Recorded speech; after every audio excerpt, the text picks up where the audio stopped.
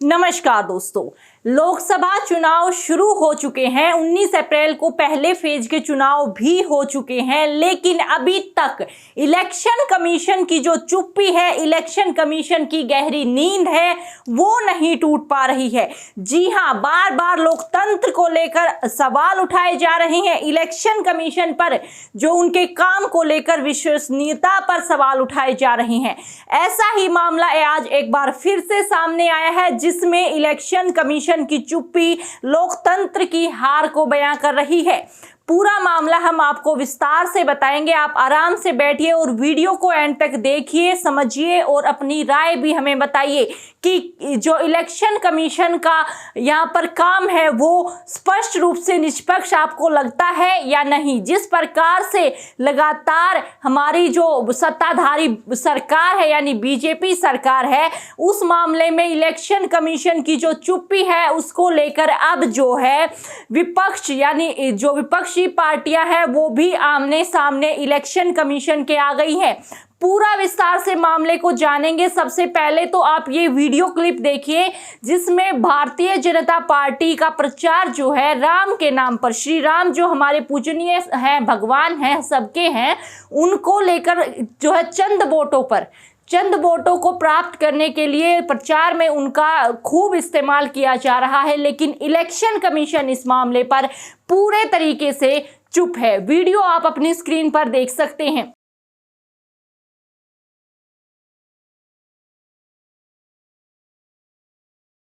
आपने वीडियो देखा किस प्रकार से राम मंदिर और राम के नाम पर जो है खूब वाहवाही लूटकर चंद वोटों के लिए भगवान का जो है धर्म का इस्तेमाल किया जा रहा है। लेकिन इलेक्शन कमीशन की नींद नहीं टूट रही है। लेकिन हाँ, जो इलेक्शन कमीशन है वो विपक्ष को लेकर काफी ज्यादा सतर्क और अलर्ट है। विपक्ष जरा सी कोई गलती कर दे तो इलेक्शन कमीशन जरूर से जाग उठता है।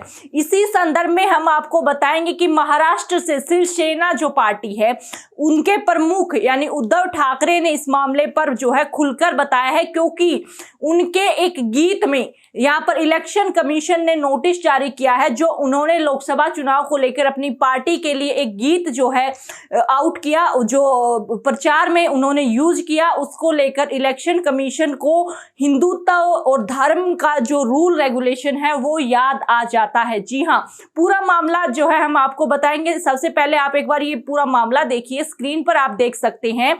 दरअसल उद्धव ठाकरे ने मीडिया से बातचीत में कहा कि पार्टी के गीत से जय भवानी हटाने की मांग करना महाराष्ट्र का अपमान है।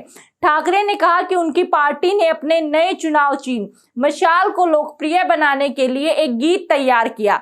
निर्वाचन आयोग ने इसमें से हिंदू और जय भवानी जैसे शब्द हटाने को कहा और इसी पर जो है उन्होंने आपत्ति जताई। दोस्तों, यहाँ पर बात जो है धर्म को लेकर नहीं चल रही है, यहाँ पर आचार संहिता की बात चल रही है।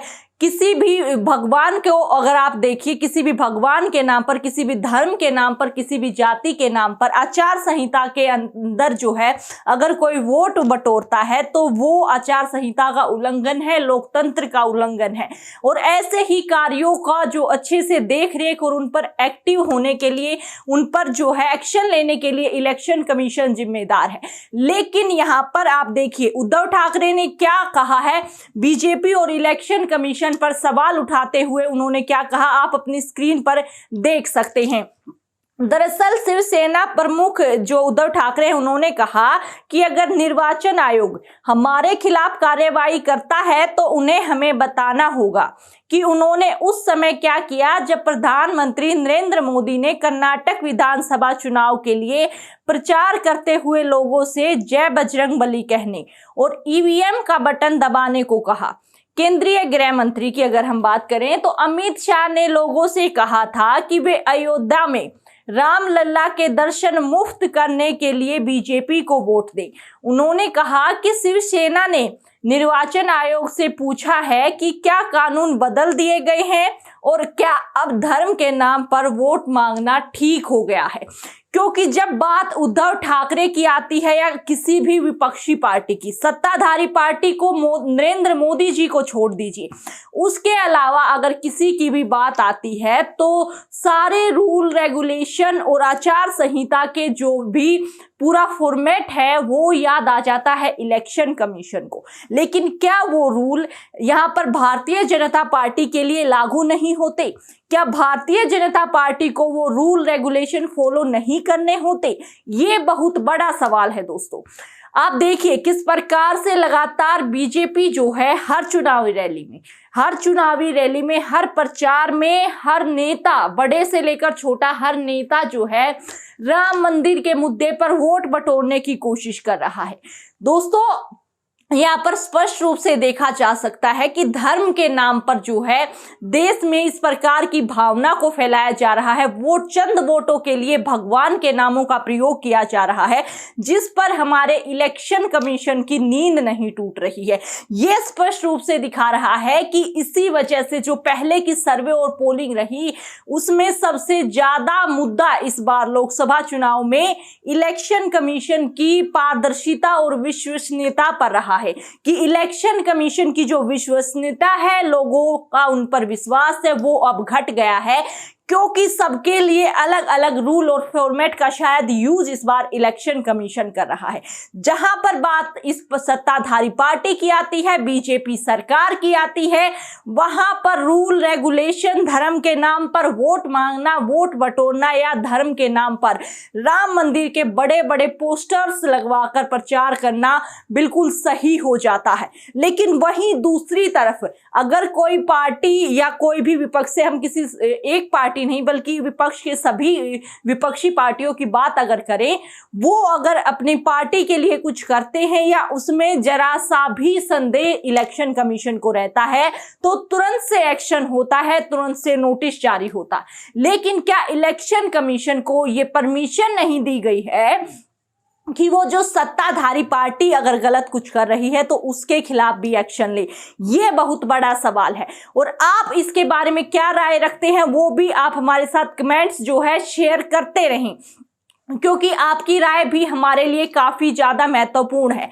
लगातार सोशल मीडिया पर आपने देखे होंगे कि जो इलेक्शन कमीशन की सोने यानी इलेक्शन कमीशन की चुप्पी को लेकर जो है सवाल उठाए जाते हैं कि आखिर क्यों भारतीय जनता पार्टी द्वारा जब आचार संहिता का उल्लंघन किया जाता है या तो फिर जो नोटिस जारी किए जाते हैं उन पर आखिर क्यों इलेक्शन कमीशन चुप है। उद्धव ठाकरे ने स्पष्ट रूप से इलेक्शन कमीशन से पूछा कि जब हमने प्रधानमंत्री नरेंद्र मोदी जी और गृह मंत्री के खिलाफ जो है एफआईआर की, आचार संहिता उल्लंघन की, तब आखिर चुनाव आयोग क्यों चुप था? उस पर अभी तक चुनाव आयोग का जवाब तक नहीं आया, जबकि हमारे गीत को लेकर, शब्दों को लेकर जो है सीधे तौर पर नोटिस जारी कर दिया गया। आखिर इतना भेदभाव इलेक्शन कमीशन कैसे कर सकता है? या तो इलेक्शन कमीशन को इतनी छूट और जो अधिकार हैं वो किसने दिए हैं? ये बहुत बड़ा सवाल है। देश आज इलेक्शन कमीशन की विश्वसनीयता पर सवाल उठा रहा है ताकि निष्पक्ष लोकसभा चुनाव हो। आपकी इस पूरे मुद्दे पर क्या राय है? आप हमें कमेंट बॉक्स में जरूर से बताएं। हमारी सच्ची और आजाद पत्रकारिता के लिए हमें सपोर्ट करें, चैनल को सब्सक्राइब करें।